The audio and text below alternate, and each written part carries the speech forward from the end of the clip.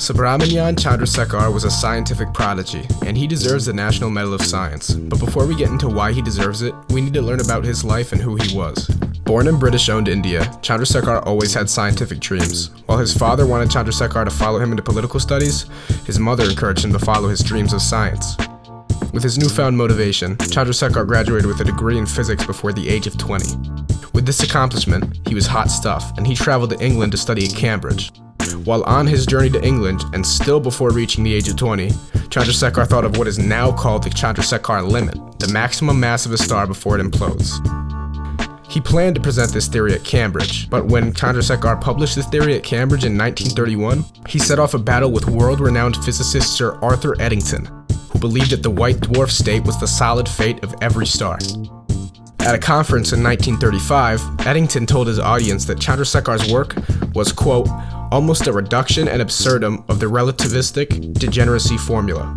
Various accidents may intervene to save a star, but I want more protection than that. I think there should be a law of nature to prevent a star from behaving in this absurd way.